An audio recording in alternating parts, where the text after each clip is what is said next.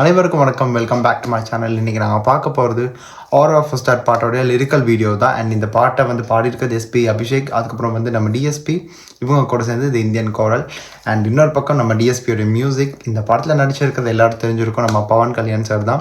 தே காலி மோஜிக்கு அப்புறம் நாங்கள் வந்து இவரோட அப்டேட்ஸ் வந்து ரொம்ப எதிர்பார்த்து வெயிட் பண்ணிட்டு இருக்கிறது தான் இப்போ இதுதான். ஸோ தேக்கலிங்க சாலாக்கு அப்புறம் இந்த படத்தோட செகண்ட் சிங்கர் தான் நான் பார்க்குறோம். என்ன படம் அப்படின்றது உங்கள் எல்லோரும் தெரிஞ்சிருக்கும். ஸோ உஸ்தாத் பகத் சிங்கோடைய இந்த இரண்டாவது சிங்கர் தான் இன்றைக்கி நாங்கள் பார்க்க போகிறோம். அதனால வீடியோ ஸ்கிப் பண்ண ஃபுல்லாக பாருங்கள்.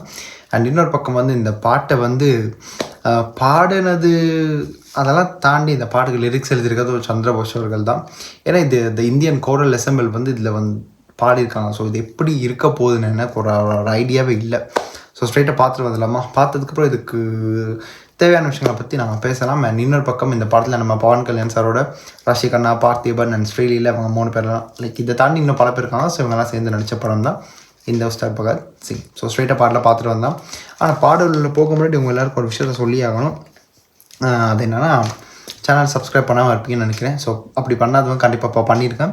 பக்கத்தில் இருக்க பெல் பட்டனை அழுத்திக்கோங்க. உங்களுக்கு இன்ஸ்டாகிராம் அப்டேட்ஸ் அப்பப்போ கைக்கு வந்துடும். ஸோ அதுக்கப்புறம் உங்கள் கருத்துக்கள் கீழே கமெண்ட்டில் பதவிட மறந்துடாதீங்க. ஆரம்பிக்கலாமா வீடியோவை? ஸோ 3, 2, 1 வாங்க. నేను మెడ ముట్టుకుంటే తొడగొట్టినట్టే.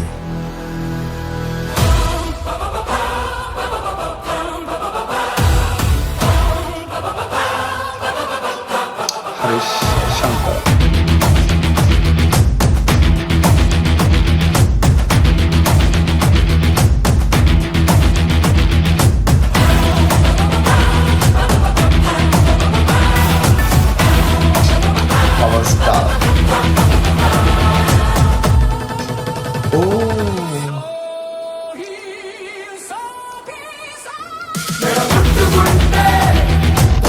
அது ரொம்ப நல்லா இருக்குல்ல அவருடைய எல்லா படங்களுடைய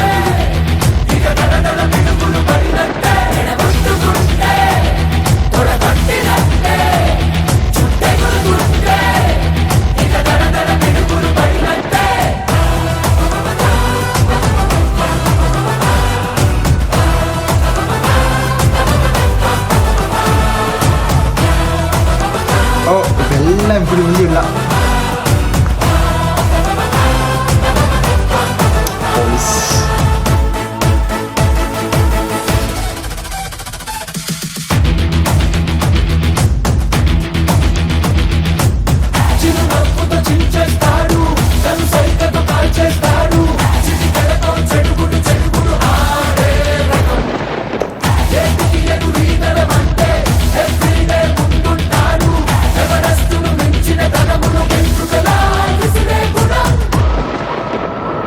నేను మెడ ముట్టుకుంటే తొడగొట్టినట్టే.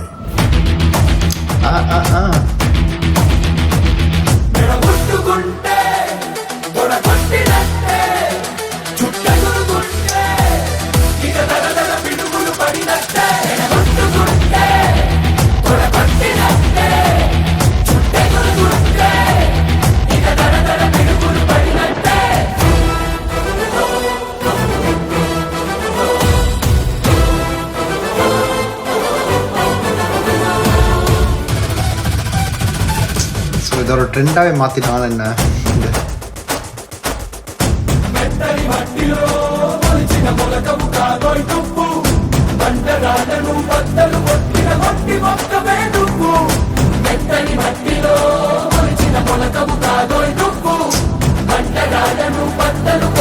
என்ன ஃப்ரேம் இதெல்லாம் அப்படியே அவ்வளோ political.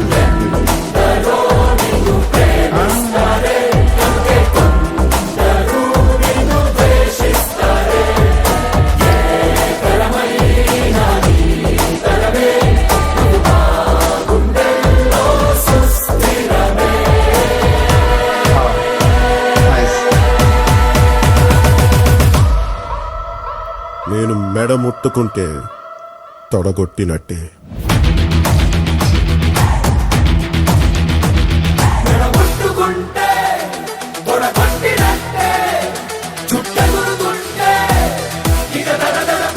పడినట్టే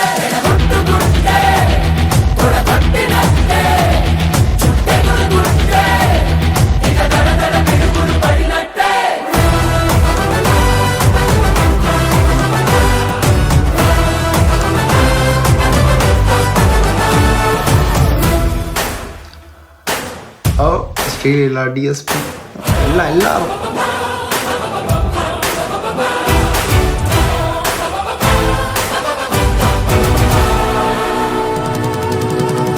so next month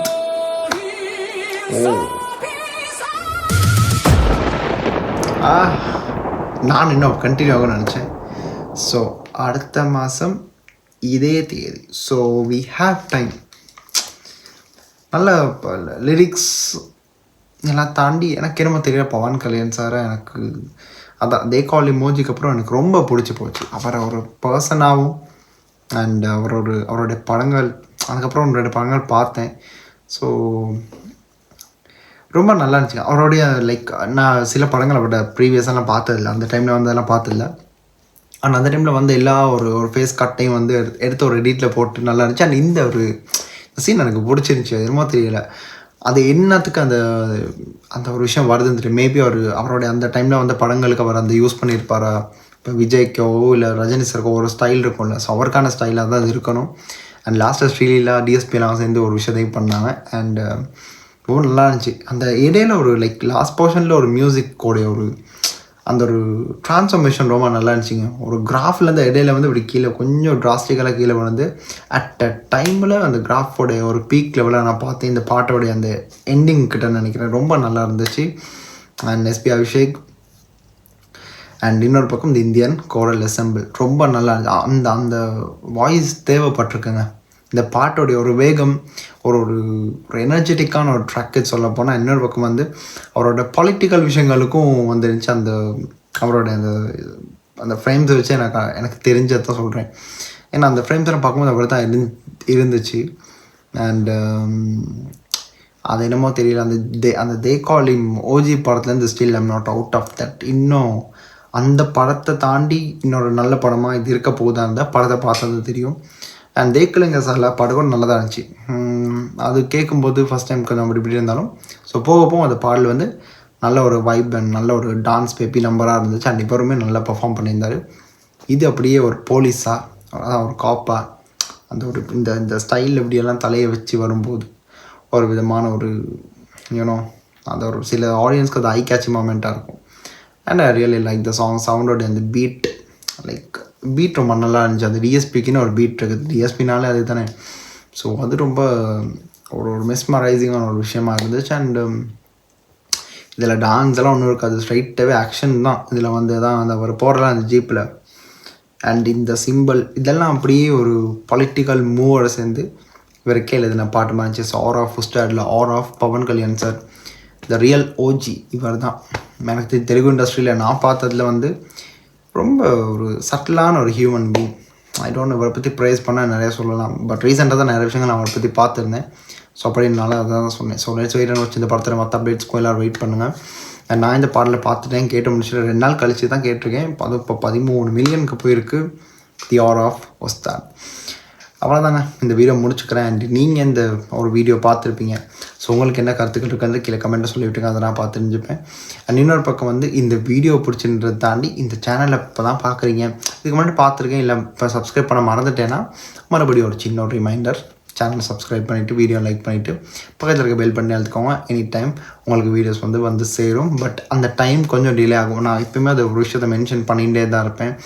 because on டைமுக்கு பண்ண முடியாமல் போகிற டைம். பிகாஸ் நான் வந்து மேபி நான் என்னுடைய ஸ்டடீஸ் ஒரு பக்கத்தை மேனேஜ் பண்ணிக்கிட்டு, ஸோ டைமிங் ஸோ டிஃப்ரென்ஸ் ஒன்று இருக்கும்.